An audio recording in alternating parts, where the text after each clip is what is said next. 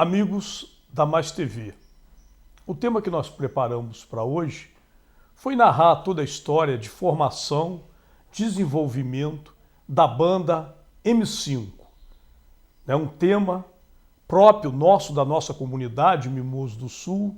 Então hoje nós estaremos narrando toda a história dessa banda, né? Como que ela surgiu, como que ela se desenvolveu, quem foram os seus idealizadores. Uma história bastante bacana que com certeza vocês vão gostar. A banda M5, ela foi formada aqui em Mimoso no ano de 1964. Portanto, está se fazendo hoje 59 anos de formação desta banda, da banda M5. O seu idealizador, infelizmente, já não se encontra mais com a gente. Ele já faleceu. Foi o Carlos César. Ele que incentivou o Orlando, que é o meu primo, junto com o Gelber, a montar uma banda. Então, numa conversa informal entre esses três camaradas, eles resolveram idealizar este sonho. Vamos montar uma banda em Mimoso do Sul? E assim a ideia surgiu, a ideia de se formar a banda M5. A ideia foi colocada no ar. Passou-se algum tempo até que o Maneca, irmão da dona Regina Guiar, tio do Renilo, meu cunhado, casado com a minha irmã, resolveu dar o pontapé inicial. A ideia foi criada, mas eu preciso idealizar, acionar essa ideia. E o acionador dessa ideia foi o Maneco. E juntos, então, reuniram-se ao acaso o Alcimar e o Maneca para, efetivamente, fazer com que essa ideia saísse do papel, saísse do mundo das ideias e viesse habitar o nosso mundo real. E, como as formações também precisam de incentivo, houve um fato que impulsionou a formação dessa banda. E aconteceu de se construir aqui em Mimoso uma cabana na esquina da Praça Coronel Paiva Gonçalves. Ali, onde antes era o fórum da nossa comarca e onde antes funcionou o tiro de guerra. Então, naquele lugar ali, construiu-se uma cabana de bambu, uma cabana rústica, para funcionar como um bar aqui em Mimoso. Mas esta cabana teve uma história interessante. Ela passou demais a incomodar o prefeito municipal da época, o prefeito Darcy Pires. O que acontece? Darcy Pires percebeu que na entrada de Mimoso, depois do Municipal Litero Clube, tinha uma cabana de palha. Então, ele entendeu que aquilo seria a recepção da nossa cidade. E como não era uma obra bonita, uma obra rústica, feita de bambu, coberta com palha, isso incomodou o prefeito. Ele não gostou, achou que o local estava inapropriado, porque estavam colocando uma cabana diante da Praça de Mimoso, da Praça Coronel Paiva Gonçalves. E até dizia, as más línguas de Mimoso, que o Bacalhau fora lá na mesa com canivete e escreveu diversos palavrões nas mesas de madeira. Bacalhau será um dos nossos entrevistados, Futuramente eu já o convidei, ele vai participar aqui com a gente de uma entrevista comigo, E eu vou perguntar isso para ele, se isso é uma verdade, se ele ratifica essa informação que nós estamos divulgando hoje para vocês. Então, a notícia, a fofoca que chegou, foi que o Bacalhau pegou um canivete e escrevera palavrões nas mesas. Então, o que já estava incômodo para o prefeito, incomodou ainda mais. Mas não podemos tirar a criatividade dessas pessoas, Os idealizadores da banda, então, foram três. O Carlos César, o Orlando, meu primo, e o Maneca, que é radialista, né? Eles incentivaram o Gelber, esses três, incentivaram o Gelber a montar uma banda. E assim que surgiu a ideia de formação desse tema que nós estamos divulgando hoje, né, através da Mais TV, que é contando toda a história de formação da banda M5. E eles estavam todos ainda engateando nos primeiros acordes, né? Não existia aqui um ótimo tocador de violão, não existiam, todo mundo engateando, todo mundo ainda amador, né? Não tinha um partido para o ramo profissional de banda. Então tudo um aprendizagem, tudo um começo, né? Até que houve um contato com o José Joaquim. José Joaquim, gente, é filho do Reno Cisne. Lembra do Reno? Tinha uma fotografia ali, perto da gráfica do Manel Florindo. Então, um filho dele, né, filho do Reno Cisne, o José Joaquim, foi convidado, né, a participar dessa banda. Por quê? Chegou uma notícia que o José Joaquim ele tocava muito bem. E a gente estava precisando de quem tocasse bem, né? Iniciar uma banda, eu precisava desses pontapés iniciais. Então vejam vocês, para que uma ideia floresça, né, várias coincidências, vários fatos vão se somando e agregando para juntos formar a história. Ele, estou falando do José Joaquim, o filho do Reno Cisne, ele era um excelente guitarrista. E foi ele que começou, então, a iniciar os meninos, né, que na época eles apenas arranhavam o instrumento, né? A dificuldade, né, de se encontrar um maestro, a dificuldade de se encontrar as partituras, a dificuldade daquele tempo de formar uma banda eram enormes, né?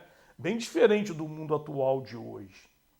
Mas esse sonho que existia e que existiu, né, de se criar uma banda, isso vai se tornar plausível.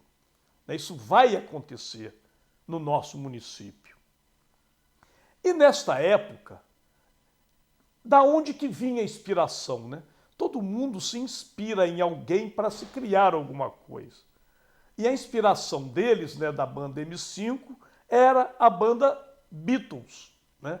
Nos anos 60, né, gente, Beatles fez aquela explosão de rock da música internacional. Isso chegou ao Brasil, né, e nossos meninos, o auge da musicalidade internacional era a banda Beatles. E foi a banda Beatles, né, que inspirou esses meninos, né, esses 5, a engatearem para a formação de uma banda. Né, lembra Beatles, né, com John Lennon na guitarra rítmica e vocal, George Harrison, né, na guitarra solo e também no vocal, Paul McCartney no baixo e também no vocal, e por último o Ringo Starr na bateria e também no vocal. Então esses 4 meninos de Liverpool foi que iniciaram a inspiração para a gente montar uma banda em Mimoso, para esses novos meninos, iniciantes na arte de tocar instrumento, né, formarem realmente uma banda. E a coisa deu certo. Os 5 meninos se reuniram, formaram uma banda e marcaram a sua estreia. A estreia foi em Guarapari. Foi o primeiro contrato que a banda M5 conseguiu fazer fora de Mimoso. Era a primeira experiência de viagem. Era o primeiro show. Era o primeiro momento de apresentação fora do nosso município. Lá em Guarapari. Aqui, né, pertinho da gente, no litoral do Espírito Santo. E as coisas também, né? As dificuldades também acontecem. E junto com essa estreia, eu também tenho que contar que foi o primeiro tombo que eles levaram. Por quê? Pagaram a banda com um cheque sem fundos. E até hoje, esse cheque faz parte da coleção do Gelbi. Né? Eu entrevistei muito o Gelbi, entrevistei muito os componentes desta banda, fui na casa do Bastião, né? Bastião Fábio é meu amigo, né? Meu vizinho de frente. Então, eu investigando tudo isso, eu fui montando essa história. Porque dá muito trabalho produzir uma pesquisa desse tipo, né? São muitas as entrevistas, você tem que ir anotando tudo, confirmando as informações. Então, o Gelbi tem lá. Existe esse cheque dado, o primeiro cheque que a banda recebeu era um cheque sem fundo. Então, o M5 surgiu inspirados em 5 meninos de Mimoso. 5 dos 5 componentes e M de Mimoso. E assim formou-se e foi denominado a banda M5. Essa é a explicação do nome da banda. A formação inicial do M5 era assim: o Clécio, que era o irmão do Erivelto, na guitarra, o Sebastião Vasconcelos na bateria. O Sebastião Vasconcelos, inclusive, foi uma indicação do Maneca. Maneca que falou: coloca esse menino na bateria que ele tem futuro. Gelbi na guitarra base, Gatinho, Gato Lessa, né? Foi nosso amigo aí, né? Tivemos a oportunidade de conhecer, também não está mais conosco, né? Gatinho faleceu. E o Wagner na percussão. E assim esses 5 meninos, né? Eu chamo eles de meninos, na época, né? Formaram o que nós estamos divulgando hoje, narrando para vocês toda a história de formação da banda M5. E o local inicial para os ensaios era a casa onde a tia Lígia tinha um salão de beleza.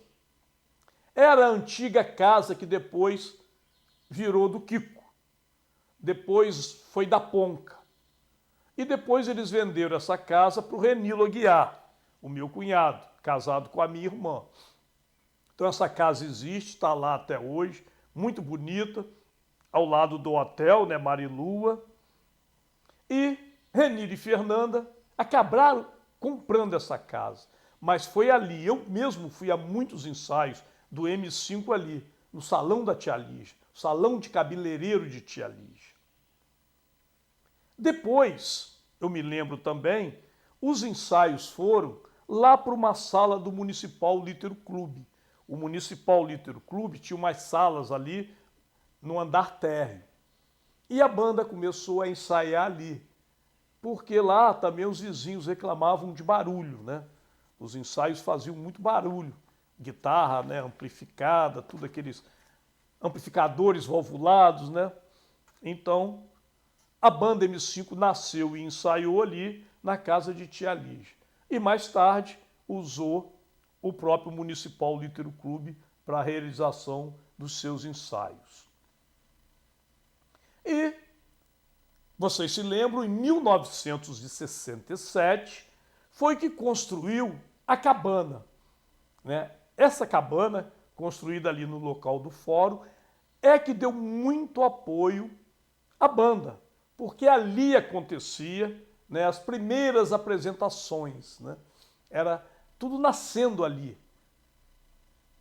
E esta cabana, né, que os nossos mais antigos conheceram, hoje ela não existe mais, ela foi construída ali onde era o fórum da cidade. Naquele espaço mesmo, onde funcionava o tiro de guerra, que era ali na esquina da Praça Coronel Paiva Gonçalves. E na estreia, né, quem tocou nessa cabana, estreando a cabana, foi a banda Avanço, da cidade vizinha de Muqui. Neste instante, nós estamos encerrando o nosso primeiro bloco, né? E continuaremos toda essa saga daqui a pouco no segundo bloco.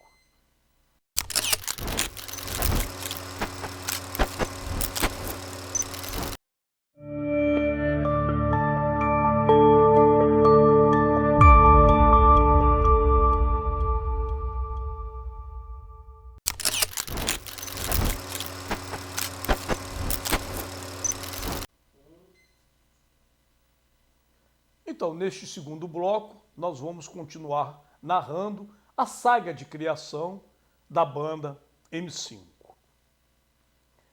Então, vocês observaram que em 1967 foi construída a cabana.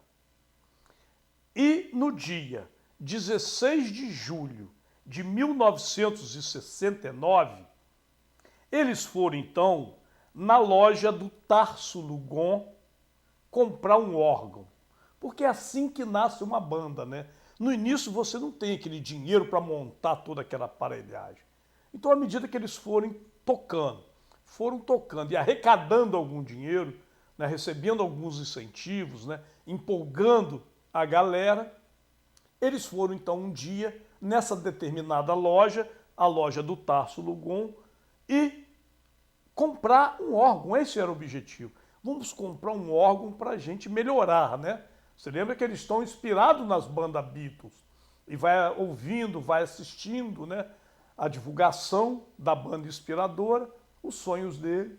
Então, foi concretizado, comprar um órgão.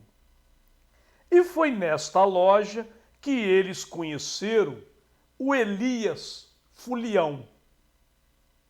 O Elias Fulião, gente, é um cara importante.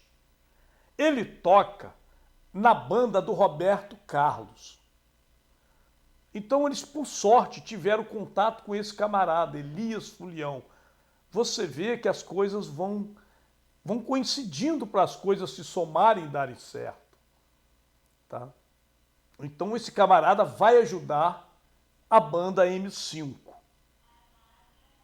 Elias Macedo, popularmente conhecido como Elias Fulião, né? A gente fala muitos apelidos, porque no nosso tempo predominam os apelidos, tá? Ele fazia parte também da banda Avanço.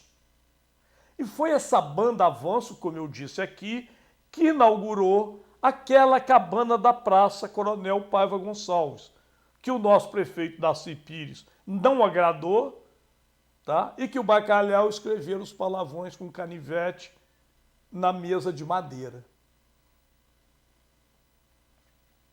E mais tarde, essa ideia de cabana vai pegar em Mimoso, né? O Brunzinho também construiu outra cabana. Se vocês se lembrarem, tinha uma cabana também lá onde era a rodoviária. Se vocês se lembrarem, tinha a cabana do Jasson, que era ali onde é o Bar da Maria, né, na entrada daquele, onde é feita a festa, onde está aquele muro hoje, a obra do Peter. Ali também tinha uma cabana. Então Mimoso viveu essa época das cabanas. Inclusive no Bar do Jarbas também tivera outra cabana. Né? São essas modas, né? Década de 60, década de 70. E, na época, né, o cluber da banda era o Alcimar.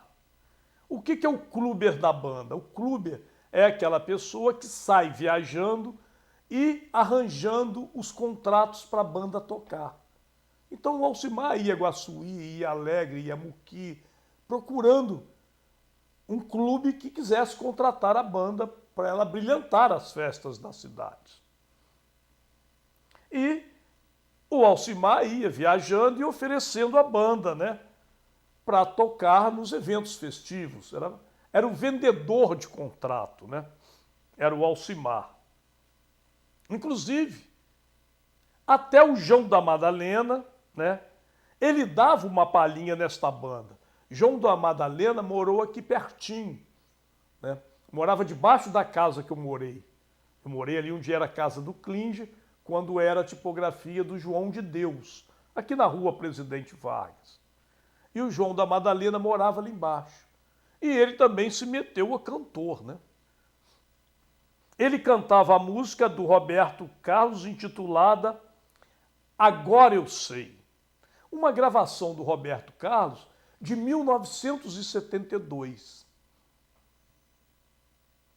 Em 1972, o Sebastião Faber, agora que mora lá em São Pedro, ele entrou para a banda tocando esse teclado. Lembra da compra do teclado?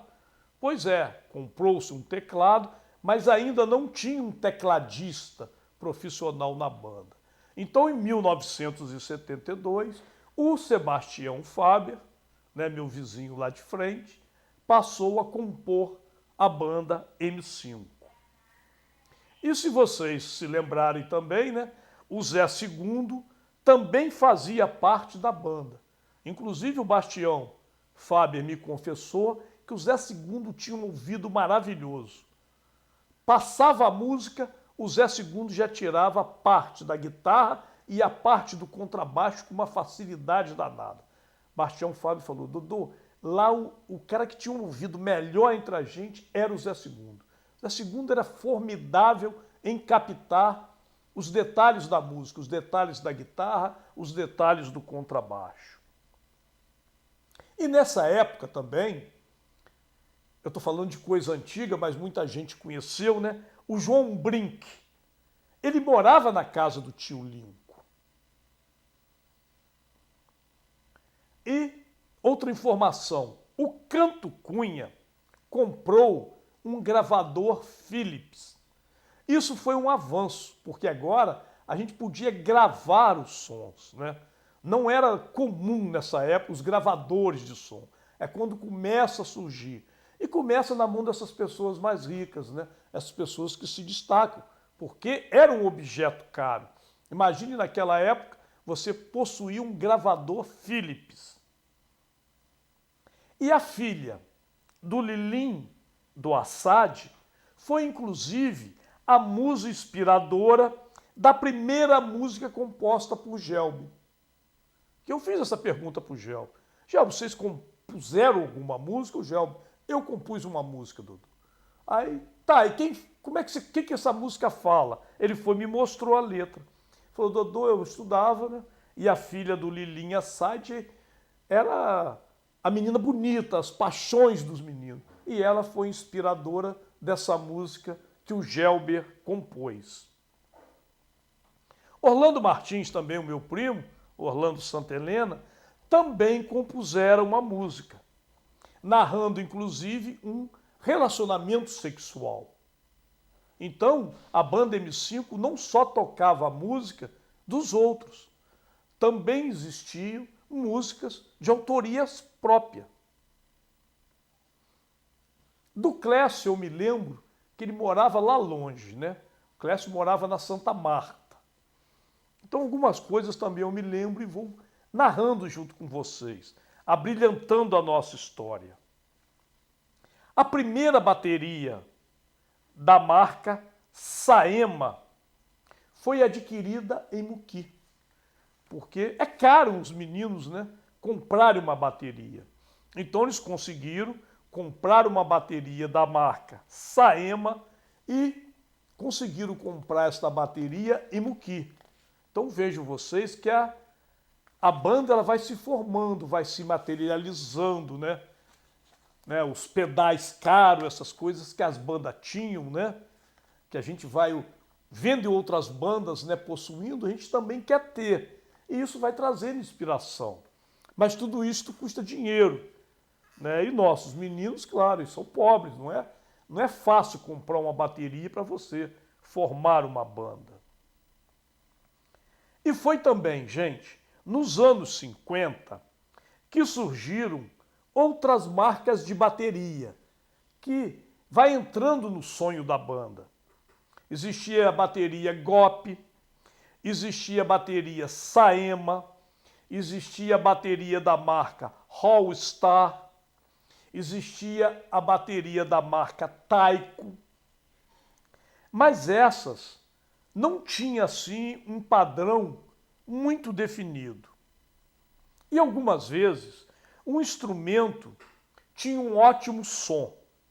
Em outras vezes deixava a desejar, né? Então você também tem que dar sorte nas escolhas dos instrumentos. E ainda nos anos 50, surgiu a fábrica de pratos Ziltanen, né? Não sei se vocês lembram disso, né? Porque tem as marcas, a importância. Os pratos Ziltanen. Nossa, aqueles pratos famosos, toda a banda queria, né? Finalizar a música com um prato. Você vê hoje as baterias, né?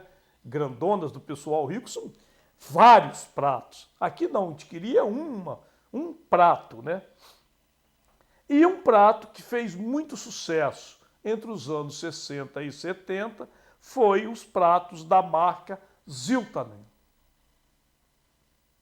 E, gente, o mais interessante, a cada compra, a cada aquisição de um novo material da banda, um microfone, né?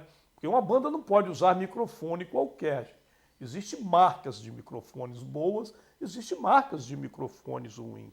Então, cada aquisição de um instrumento desse era comemorado com uma festa. Juntava todo mundo e agora conseguimos comprar isso aqui para a banda.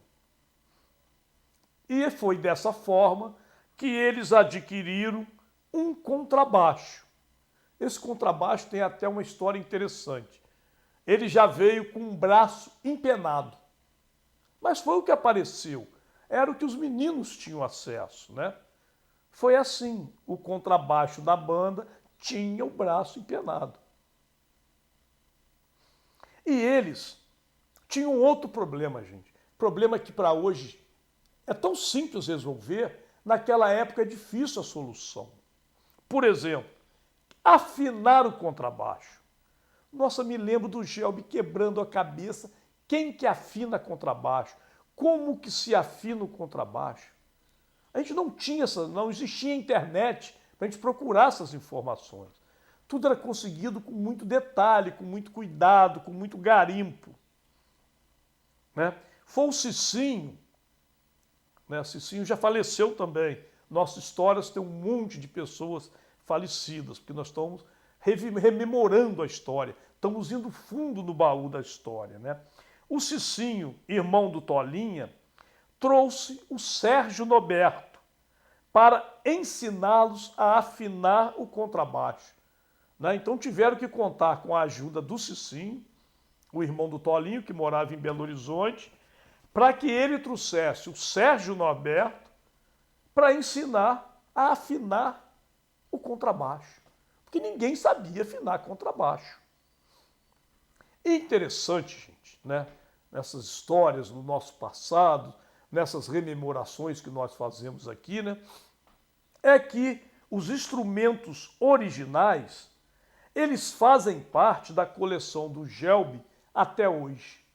Então, se vocês tiverem o prazer de visitar o Gelbi na sua casa, essa banda, esses materiais estão todos lá, originais. O Gelbi teve esse cuidado, né? Os instrumentos da banda M5 estão guardados na casa do Gelbi. O Gelbi é meu amigo, eu visito ele muito lá, né? Inclusive foi eu e o Jorge Masca, ainda vivos, né? Quando eu estava formalizando essa pesquisa, porque isso dá muito trabalho para fazer. Juntar todos esses dados, né, de uma banda da década de 60 e transmiti-los aqui para vocês, isso dá muito trabalho para garimpar estas informações. Inclusive eu conto com vocês, se vocês tiverem alguma coisa que sabe do M5, né, traga isso para a gente, abrilhante o nosso programa, abrilhante este documentário, porque dessa forma nós vamos melhorando a nossa performance e a nossa história para vocês. O cartaz da banda era todo produzido, tá, gente?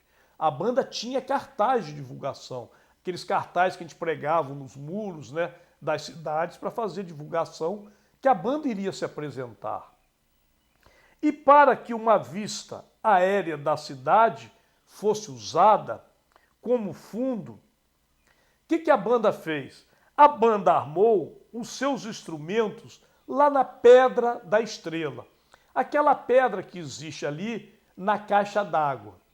Mas essa parte interessante eu vou deixar para eu narrar no nosso próximo bloco, né? Porque neste instante nós estamos encerrando o nosso segundo bloco e nós vamos ter que ir para os comerciais.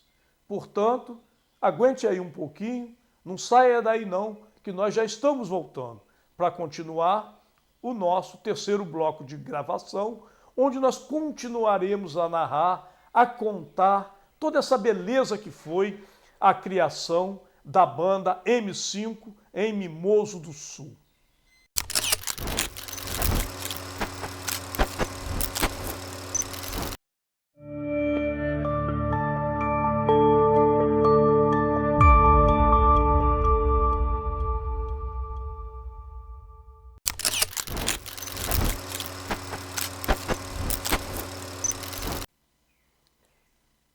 Paramos no segundo bloco quando eu estava falando sobre a Pedra da Estrela.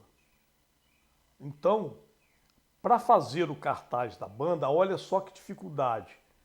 Os meninos foram lá para aquela pedra da caixa d'água, denominada Pedra da Estrela, né, porque lá tinha um desenho de um Cruzeiro do Sul, estampado na pedra, era um desenho em forma de estrela cravado na pedra, e eles montaram toda a banda lá em cima dessa pedra para tirar uma fotografia, tendo como fundo a cidade de Mimoso.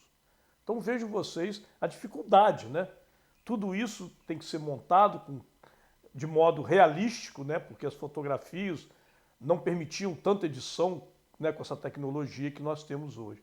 Então montou-se toda a banda lá na Pedra das Estrelas para que o fotógrafo se posicionasse tendo Mimoso ao fundo, para fazer uma foto bonita por cartaz principal da banda.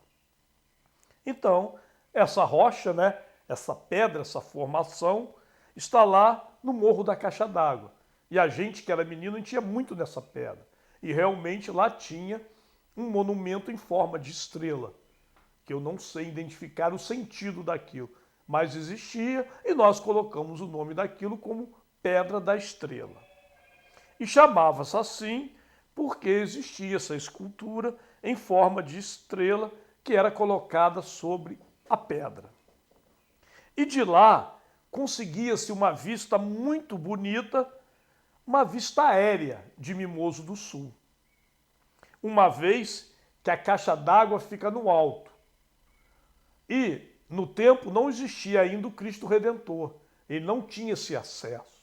Então como é que eu ia montar, né, uma banda lá em cima no Cristo para também ter outra vista bonita da cidade? Então foi escolhido a Pedra da Estrela. E existe esta foto, tá, gente? Ela foi produzida no ano de 1972, tendo ao fundo a praça da cidade. E no primeiro plano, a fotografia da banda realmente tocando lá em cima. Então houve a apresentação verdadeira, né? A banda estava tocando no momento que o fotógrafo fez a vista panorâmica. Então foi um cartaz muito bonito. Deu trabalho para montar, né? E eu falo tudo isso para vocês verem a dificuldade, né, que os meninos viviam para produzir uma banda, já que sofria inspiração da banda Beatles, né? E nessa época não existia ainda a possibilidade de montagem de fotografias, né? Tudo era real, né? Não existia Photoshop, tecnologia apuradas para eu manipular a imagem, né? Tudo era feito em tempo real, ao vivo. Mas, e a primeira guitarra? Então vamos contar agora como que a banda conseguiu comprar, adquirir a sua primeira guitarra, porque era um instrumento caro, necessita de amplificadores, tá? E naquele tempo a coisa não era fácil assim. Mas, e como adquirir uma guitarra se todos eram meninos pobres, né? Não tinha ninguém na banda rico para poder comprar uma guitarra, né? É aí que entra o meu primo Orlando. Orlando, ele ganhou de presente de tio Linco uma linda guitarra. Então, foi através dessa doação de tio Linco para o Orlando, é que a banda teve contato com a primeira guitarra da banda. Então, doada para a banda, emprestada, oportunizada pelo Dr. Lincoln, pelo meu primo Orlando. E para os meninos da época, era uma descoberta assim fantástica, né? Poder tocar com guitarra. Tá? Era um sonho, era uma dificuldade. Ninguém podia imaginar poder tocar numa guitarra elétrica, gente. Não tinha, só sonhava, né? Os preços dos instrumentos, nesta época, eram muito caros. E era uma raridade você encontrar uma guitarra para comprar. Não existiam vendas de guitarra, né? Tá tudo começando, tá tudo muito incipiente. Não era fácil encontrar uma loja que vende guitarra nesta época, né? 72, década de 70. Então, assim, a banda vai crescendo, vai melhorando os seus instrumentos, vão chegando mais aquisições, vão melhorando as amplificações, né? E mais tarde, com o passar do tempo, os meninos conseguem comprar um reverber Alex Turner. Gente, é outra coisa que a banda sonhava, né? Possuir um reverber Alex Turner. Inclusive, quem emprestou o dinheiro para comprar o reverber Alex Turner foi o Renato Rangel. Então vejam vocês como várias pessoas, né, somaram-se a essa ideia, a essa força para se montar uma banda em Mimoso. Então Renato Rangel foi quem se prontificou a emprestar o dinheiro. Você vê como as coisas eram caras, né? O Renato Rangel também já faleceu, não está hoje aqui com a gente. Então você vai vendo como a história, como essa arte, né? É importante a gente divulgar tudo isso aqui para vocês. É muito interessante mesmo a história de formação de uma banda em Mimoso do Sul, um município pobre, né? Que vai se despontar, né, com as outras bandas também que nasceram em Mimoso. Este reverb que nós estamos falando era um aparelho, gente. Olha outra dificuldade. O reverb, ele só funcionava com tensão 220 volts. E todo clube que ia tocar só tinha tensão 110 volts. Então não bastava ter só o reverb, o Alex Turner, né? Era necessário também você possuir um transformador de tensão. É outra coisa cara, é outro instrumento pesado, né? Um transformador desse com seus enrolamentos, ele é uma peça pesada para transportar tudo isso numa Kombi, né? Fazer as viagens. Então, exigia um transformador para funcionar, porque o normal era a gente encontrar as tomadas com a tensão de 110 volts. Um dia, conseguiram adquirir uma guitarra Les Paul, né? Fabricada pela Gibson, gente. Não é uma coisa comum, não é uma coisa simples de se conseguir. É uma ferramenta difícil. Cara, uma guitarra Les Paul fabricada pela Gibson. Pois o M5 conseguiu adquirir esta guitarra. Ela possuía, por que eles desejavam tanto? Porque ela possuía um design luxuoso. Era uma ferramenta fantástica. Era uma guitarra de boa qualidade, né? Com os captadores de tecnologia mais avançadas. E tudo isso, gente, era uma dificuldade danada. Então, cada instrumento, cada aquisição era uma festa danada. Se reuniam, tocavam, bebiam, comemoravam, né? Que era mais um patrimônio que a banda conseguia adquirir. E para aprender a tocar também, gente, era difícil. Sabe o que eles usavam? Eles usavam o método Capadócia. O método Capadócia era um método que ensinava a tocar instrumentos musicais. Existia o método Capadócia. Tá? E isso aqui é legal vocês visitarem a casa do Gelbi, porque o Gelbi tem tudo isso guardado. Né? Porque eu falo aqui no método Capadócia, vocês podem, né? Os meninos de hoje não tiveram contato com esse método. Mas na década de 60, né, a década de formação da banda, era o que existia. Então tudo era muito difícil. Tá? Mas tudo não começou assim, né, gente? Toda a história tem uns objetivos, toda a história tem umas nuances que a gente vai montando e vai contando. Primeiro, gente, foi a banda The Furious, né? Então acontece coisas anteriores que vão se sucedendo. Então tudo começou antes do M5 com a banda The Furious. Eu só sei que o Bacalhau adorava esse nome. Vou perguntar para ele também na minha entrevista. Por que você gostava desse nome? The Furious. Esta banda, ela só sobreviveu por pouco tempo. Ela sobreviveu de junho de 1967 até setembro de 1967.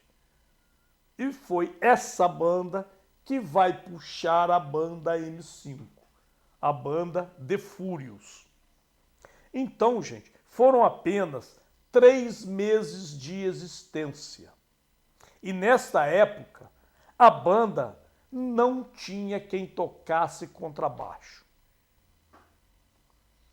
Antes, a marca que dominava as guitarras e os contrabaixos era a marca Fender.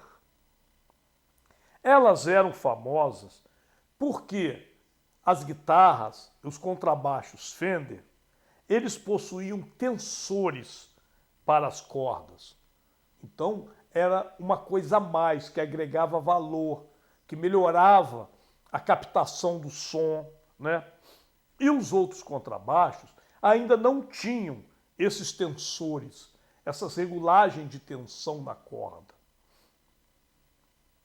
E outras pessoas também tocaram nesta banda. Igual eu já disse, João da Madalena tocava pandeiro, o Paulinho, filho do Darcy Pires, já tocou contrabaixo nesta banda. E como novidade, gente, quem ensinou o Gelber a tocar contrabaixo foi o Duquinha, né? Duquinha foi nosso amigo, eu já toquei com o Duquinha, né? Nós também tivemos uma época dessas loucuras de possuir uma banda, né? E o Duquinha tocou com a gente contrabaixo. E na entrevista que eu fiz com o Gelber, quem te ensinou a tocar contrabaixo? Dodô, foi o Duquinha. Duquinha que me ensinou a tocar contrabaixo. E Gelber se utilizou do curso de violão do Zimbo Trio. A gente vai na casa do Gelber, ele tem lá as revistas, né? Zimbo Trio. Elas eram revistas que ensinavam a tocar violão, a tocar instrumentos de corda, a trocar o contrabaixo. E o Gelber narrava que ele tinha uma dificuldade para tocar Love Theme, né? Love Theme é aquela música famosa do Romeu e Julieta. Então a gente vai montando toda essa história, narrando para vocês essas nuances, né? Como tudo aconteceu, como é que foi toda a história da banda M5. E no ano de 1966, acontece que o Gelber vai para o Rio de Janeiro servir o exército. Nós também tínhamos esse problema. O menino chegava a uma determinada ideia, era obrigatório servir o exército. Então, é uma interrupção. O Gelber teve que ir para o Rio de Janeiro servir o exército. Mas tudo isso eu vou contar para vocês no quarto bloco, tá? Então, me aguarde aí, não mude de canal, não saia da programação. Continue com a gente, que eu vou voltar no quarto bloco, contando toda essa história da viagem do Gelber para o Rio e como que foi o desenrolar da banda M5 depois disso, tá? Então me aguarde aí, nós estamos encerrando agora o nosso terceiro bloco, mas já voltaremos dentro de alguns segundos, né? Só um intervalozinho para a gente descansar a voz, descansar a garganta e já estamos voltando com vocês agora para o nosso quarto bloco.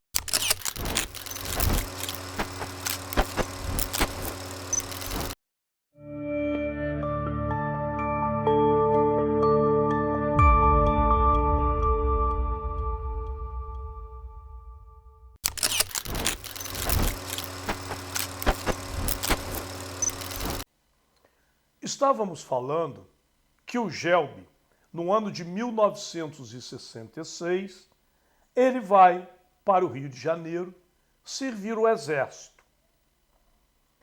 Em 13 de maio de 2017, a banda M5 ela foi contratada para tocar no Dia das Mães na AABB, uma iniciativa do Rotary Clube de Mimoso do Sul. Os componentes foram Mundo, Bruno, Nego Jairo, Gelber e o Jorge Máscara. E essa história interessante que eu vou contar aqui agora foi um dos momentos da banda M5, que foi o projeto Mobral, né? O Brasil estava querendo acabar com o índice de analfabetismo do Brasil e criou o Mobral, Movimento Brasileiro de Alfabetização. Então vamos entender o que esse movimento tem com a banda M5. O Movimento Brasileiro de Alfabetização ele foi criado em 1970 pelo governo federal com o objetivo de erradicar o analfabetismo do Brasil em apenas 10 anos. Era o prazo que o Mobral tinha. E o Mobral ele foi extinto em 1985. Mas por que eu estou falando do Mobral aqui? Porque essa sigla, o Mobral, resolveu investir em eventos culturais. E foi o Mobral, denominado um ramo do Mobral chamado Mobral Som, né? Que nós colocamos o apelido de Mobral Teca. O M5 foi a banda escolhida para tocar neste evento. Então vejam vocês já o avanço da banda M5, tá? O Mobral, o projeto Mobralteca, para diminuir o índice de alfabetização do Brasil, contratou a banda M5 para brilhantar as suas apresentações, para incentivar os meninos a estudarem, acabar com o analfabetismo no Brasil. O Mobral criou esse movimento cultural. E a banda M5 deu essa sorte, foi a contratada para brilhantar esse evento que tinha nível nacional, gente.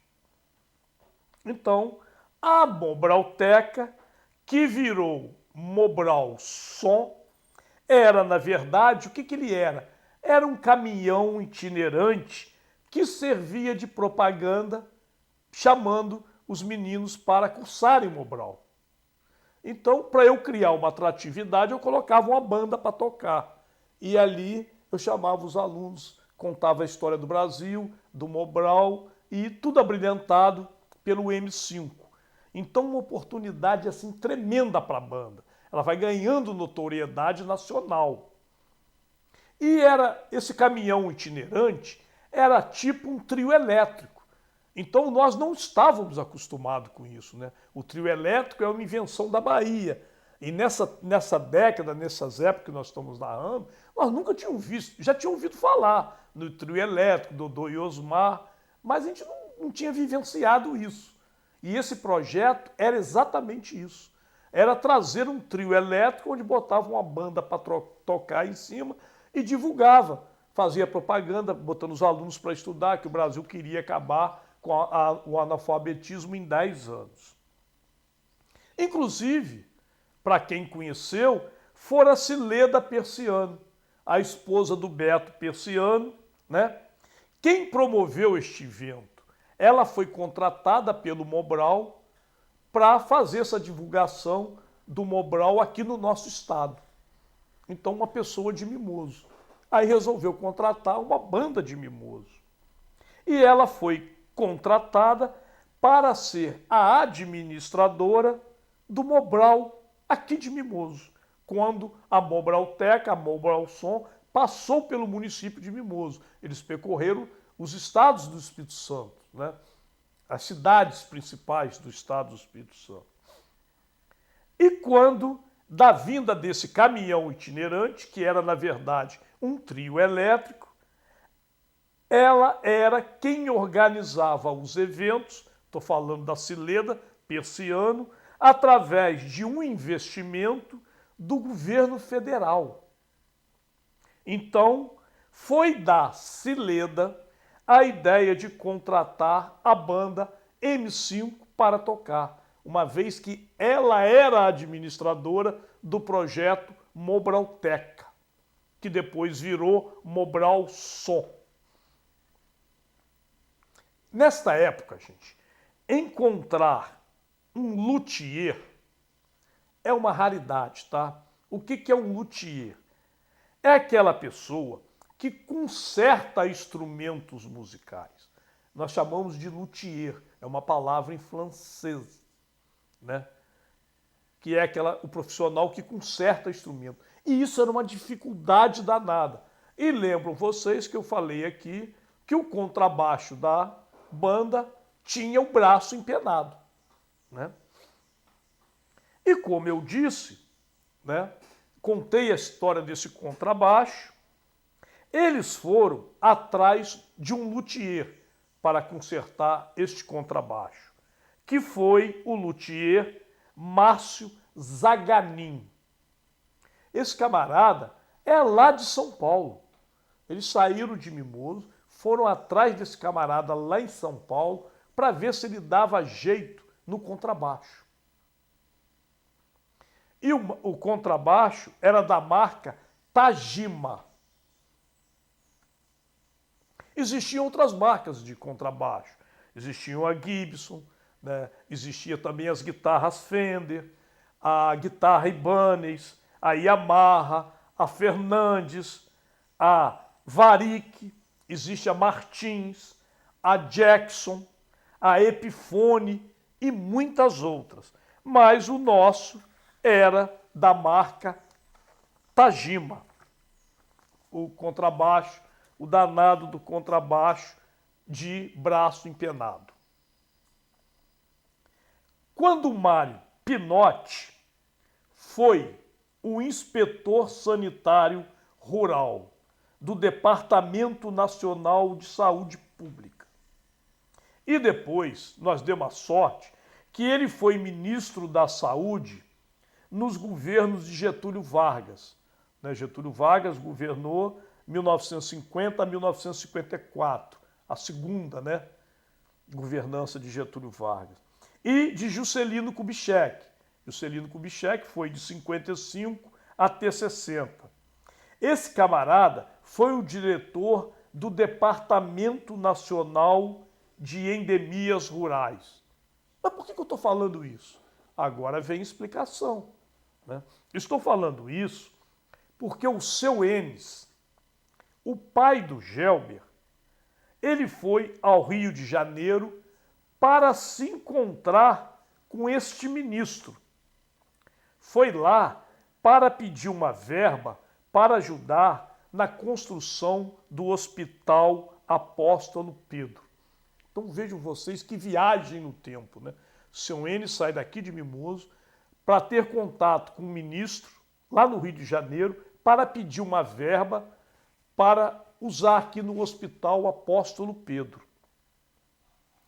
Tanto o seu Enes quanto o Jorge Moura, gente, é pai do Jorginho Cabeleireiro.